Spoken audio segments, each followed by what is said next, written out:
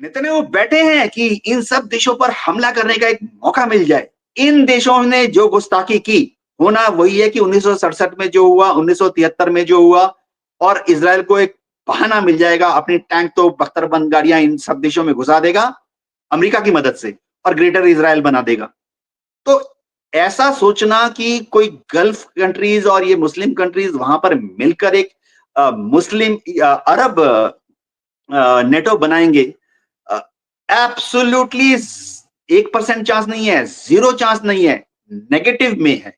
इनकी सत्ता गिर जाएगी, परसों ही इनके जैसे जो बांग्लादेश में हुआ, नेपाल में हुआ, इन सब जगह इन सब का बांग्लादेश बना देगा अमेरिका, इन सब का नेपाल बना देगा, श्रीलंका बना देगा अमेरिका 48 घंटे के अंदर। जी। बिल्कुल ये जिस तरह के आपने बातें कही हैं और पहली नज़र में यही लगता है, लेकिन मुझे एक किस्सा याद आ रहा है कैप्टन साहब, और किस्सा ये है कि जो बहेलिया होता है वो जाल डालता है। हम लोगों ने बचपन में देखा, तो एक-एक करके कबूतर फँसते गए जाल में। तो अब एक कबूतर तो निकल नहीं सकता था, कमज़ोर था, दूसरा कबूतर वो भी नहीं निकल सकता था। लेकिन सारे कबूतर जब उतर गए तो जाल लेकर के उड़ गए। बहेलिये ने भी ना सोचा होगा कि क्या जाल लेकर के भी उड़ सकते हैं। तमाम चीजें जिस तरह से आप कह रहे हैं कि इजराइल मौका तलाश कर रहा है, मैं कह रहा हूं इसी तरीके से अरब भी मौका तलाश कर रहे हैं। 2 साल की जंग, हमास जैसे ग्रुप का लड़ना, यह गैर मामूली है, गैर मामूली मैं बता रहा हूं। तो मुझे लग रहा है जो आप कह रहे हैं, देखिए बिल्कुल सही कि जॉर्डन क्या करेगा, कतर क्या करेगा, मिस्र क्या करेगा, ये बिल्कुल सही है, इसमें कोई दो राय नहीं है। लेकिन मैं आपको बता रहा हूं कि अगर ये सारे लोग, और इसके पीछे एक ताकत है, मैं आपको बता रहा हूं, इसके पीछे चीन है, इसके पीछे रूस है, इसके पीछे न्यू वर्ल्ड ऑर्डर का कॉन्सेप्ट है, इसके पीछे डॉलराइजेशन का कॉन्सेप्ट है, इसके पीछे अमेरिका को यहां से भगाना है।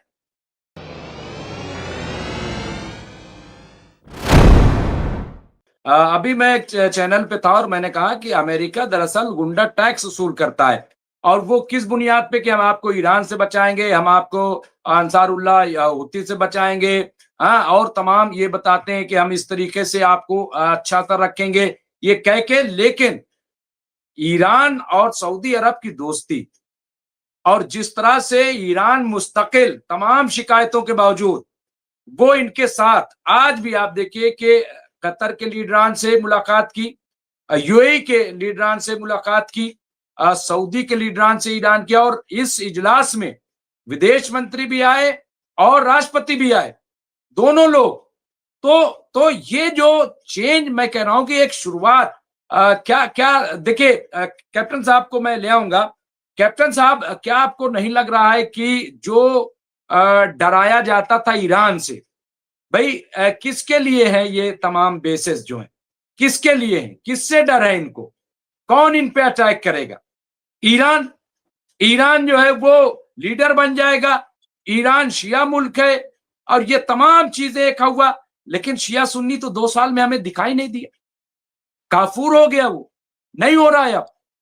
तो क्या क्या ये भी एक चीज नहीं है कि साहब अब तो वो डर ही नहीं है, जिस डर की बुनियाद पे आप हम पे कब्जा कर रहे हो, हमसे टैक्स वसूल रहे हो?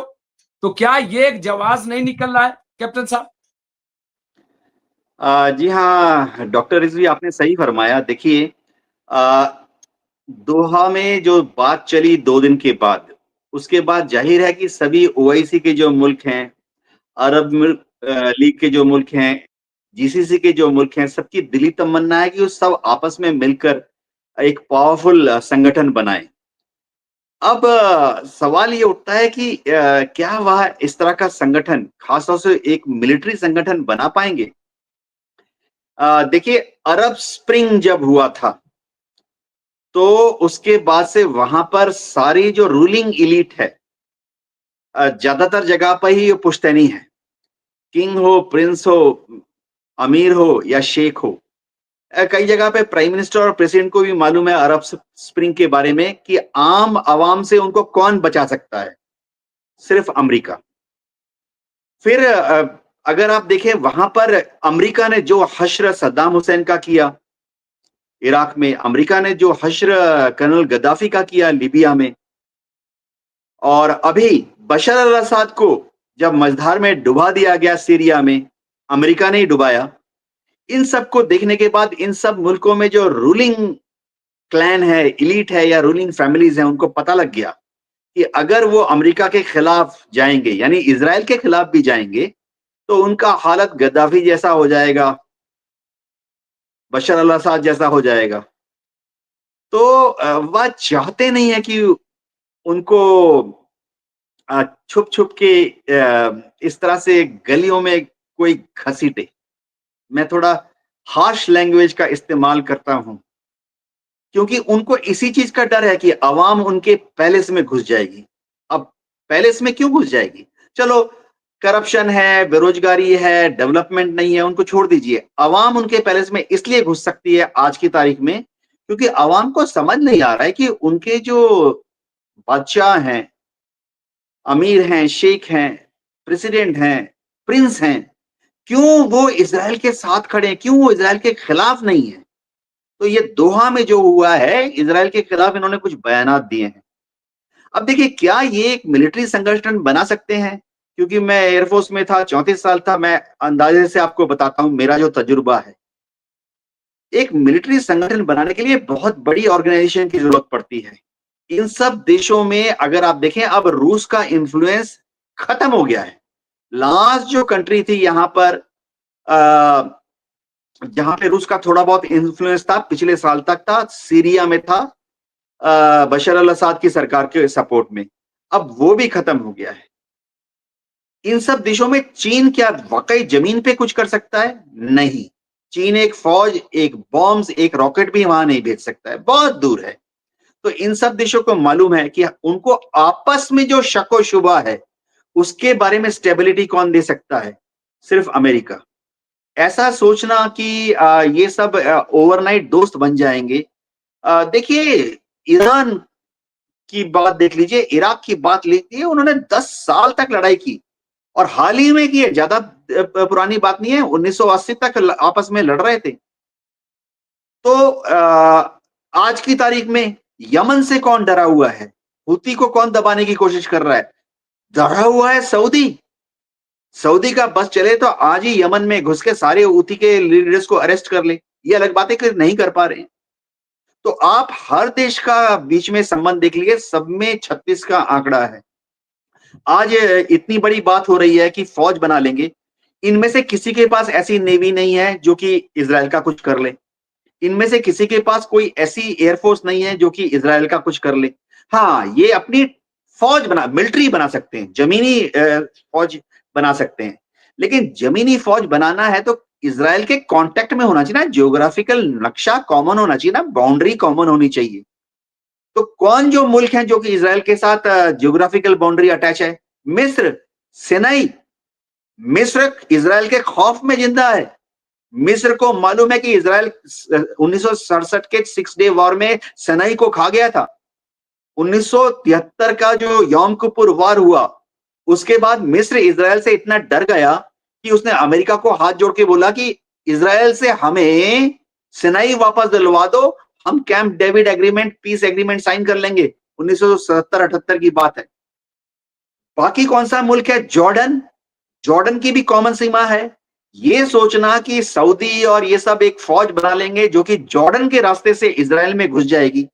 जॉर्डन के किंग अब्दुल्ला तो इजराइल के सबसे ज्यादा मित्र देश हैं। उनके पिताजी के समय से ही लेगेसी चली आ रही है। उन्होंने ट्रीटी ऑफ फ्रेंडशिप साइन कर ली है इजराइल के साथ। 1992-1993 की बात है। पूरा वेस्ट बैंक जो है गिफ्ट, हैप्पी बर्थडे गिफ्ट करके ट्रांस जॉर्डन को दे दिया इजराइल को। आज ये इतनी बड़ी फौज क्यों बनाने की जरूरत है? अगर जॉर्डन चाहे तो जॉर्डन के तो अपने हाथ में ही है इजराइल पर हमला करना। 1967 के बाद से ही अगर हम देखें तो जॉर्डन में 25 लाख फिलिस्तीनी रह रहे हैं। उन्होंने बनाया था ना ब्लैक सितंबर। ये 25 लाख में से 2.5 लाख को ट्रेन करें, हाथ में हथियार दें और पैसे दें और बोले घुस जाओ इज़राइल में। चलो 2.5 लाख नहीं करे 25,000। ये फिलिस्तीन जो है, जो लोग रहते हैं जॉर्डन में, अभी भी उनको दोयम दर्जे का नागरिक माना जाता है। मेरे ख्याल से वोटिंग का भी अधिकार नहीं है। सब जॉर्डन में रिफ्यूजी स्टेटस में रह रहे हैं।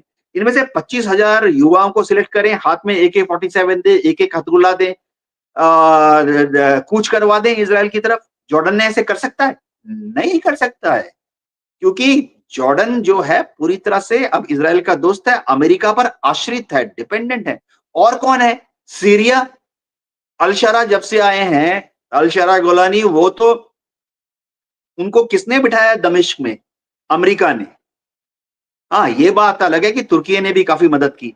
उनकी पावर में नहीं है कि वो इज़राइल की तरफ देखें। इज़राइल ऐसे ही घुसा हुआ है दमिश्क की तरफ। दमिश्क के आउटस्कर्ट्स में बैठे हुए हैं, दमिश्क के सबर्ब्स में आईडीएफ बैठी हुई है। अल-शरा की फ़ौज कुछ नहीं कर सकती। वो पूरा गोलन हाइट और पूरा वो माउंट हर्मन कब्जा कर लिया है इज़राइल ने। आज की तारीख में सीरिया फ़ौज जो है वो माउंट हर्मन या गोलन हाइट्स को नहीं खाली कर सकती। वो अब हमेशा अमेरिका के सामने यही उम्मीद लगा के बैठे हैं। एक दिन अमेरिका इज़राइल को दबाव डाल के गोलन हाइट्स और माउंट हर्मन को सीरिया को दिलवा देगा। और लैंड बाउंड्री किसकी है? किसी की भी नहीं, लेबनान है। छोटा-सा मुल्क है बेचारा। वहाँ पर हिस्टोरिकल रीज़न की वजह से जो सरकार बनती है बेरूत में, वो घूम-घूम के बनती है। कभी इसका प्रेसिडेंट, कभी उसका प्राइम मिनिस्टर, कभी इसका पार्लियामेंट स्पीकर, क्योंकि वहाँ पे क्रिश्चियंस बहुत ज़्यादा हैं, शिया और सुन्नी हैं। वो एक शिया का प्रेसिडेंट कर लेते हैं, सुन्नी का प्राइम मिनिस्टर कर लेते हैं और पार्लियामेंट का स्पीकर जो है वो क्रिश्चियंस का कर लेते हैं घुमा-घुमा कर। लेबनान की कहाँ औकात है? बेचारों के पास छोटी-सी फौज है, 50,000 के आस-पास फौज है। दिल्ली पुलिस में हमारे पास 80,000 कांस्टेबल हैं। लेबनान में तो इतनी भी पावर नहीं है बेरूत की सरकार को कि वो उन्होंने बहुत कोशिश की 10 साल 20 साल तक कि हिजबुल्लाह को वहां से निकाल के उखाड़ फेंके, पेका वैली से और लिटानी रिवर से। लेबनान की आर्मी नहीं कर पाई, उनके पास हथियार नहीं है, कुछ भी नहीं है। तो कौन मुल्क है जो जमीनी रास्ते से इज़राइल पर हमला करेगा? कोई भी नहीं करेगा। कोई भी मुल्क नहीं है जो कि जमीनी रास्ते से इज़राइल पर करेगा। क्यों? मैं बताता हूं। इज़राइल तो बहाने ढूंढ रहा है। आज नेतन्याहू ने बहाना चाहिए उनको कि इन सब मुल्कों पर हमला कर दे। और जो ज्यूस का एक सपना है कि ग्रेटर इज़राइल बनाएंगे, जिसमें कि मिस्र का हिस्सा होगा, सऊदी का हिस्सा होगा, जॉर्डन का हिस्सा होगा, लेबनान का हिस्सा होगा, सीरिया का हिस्सा होगा, इराक का हिस्सा होगा।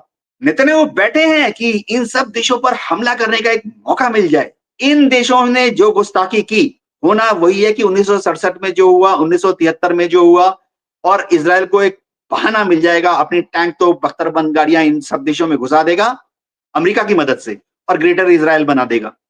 तो ऐसा सोचना कि कोई गल्फ कंट्रीज और ये मुस्लिम कंट्रीज वहां पर मिलकर एक मुस्लिम अरब नेटो बनाएंगे, एब्सोल्युटली 1% चांस नहीं है, 0 चांस नहीं है, नेगेटिव में है। इनकी सत्ता गिर जाएगी। परसों ही इनके जैसे जो बांग्लादेश में हुआ, नेपाल में हुआ, इन सब जगह इन सब का बांग्लादेश बना देगा अमेरिका, इन सब का नेपाल बना देगा, श्रीलंका बना देगा अमेरिका 48 घंटे के अंदर। बिल्कुल। ये जिस तरह के आपने बातें कही हैं और पहली नज़र में यही लगता है, लेकिन मुझे एक किस्सा याद आ रहा है कैप्टन साहब। और किस्सा ये है कि जो बहेलिया होता है वो जाल डालता है, हम लोगों ने बचपन में देखा। तो एक-एक करके कबूतर फँसते गए जाल में। तो अब एक कबूतर तो निकल नहीं सकता था, कमज़ोर था। दूसरा कबूतर वो भी नहीं निकल सकता था। लेकिन सारे कबूतर जब उतर गए तो जाल लेकर के उड़ गए। बहेलिये ने भी ना सोचा होगा कि क्या जाल लेकर के भी उड़ सकते हैं। तो कई बार क्या है कि वो मिसाल बनती है। देखिए, मैंने कहा कि हमेशा हर दौर में, हर दौर का भी अपना एक टर्निंग पॉइंट है। मुल्क के साथ-साथ इंसान की जिंदगी का भी एक टर्निंग पॉइंट होता है। कहीं न कहीं वो टर्निंग पॉइंट आता है। कोई उसको समझ लेता है तो वो बहुत बड़ा हो जाता है। कोई उसको लॉस भी कर देता है। मैं ये भी बता दूं जिंदगी में। तो मुझे लग रहा है जो आप कह रहे हैं, देखिए बिल्कुल सही कि जॉर्डन क्या करेगा, कतर क्या करेगा, मिस्र क्या करेगा, ये बिल्कुल सही है, इसमें कोई दो राय नहीं है। लेकिन मैं आपको बता रहा हूं कि अगर ये सारे लोग, और इसके पीछे एक ताकत है, मैं आपको बता रहा हूं, इसके पीछे चीन है, इसके पीछे रूस है, इसके पीछे न्यू वर्ल्ड ऑर्डर का कॉन्सेप्ट है, इसके पीछे डॉलराइजेशन का कॉन्सेप्ट है, इसके पीछे अमेरिका को यहां से भगाना है।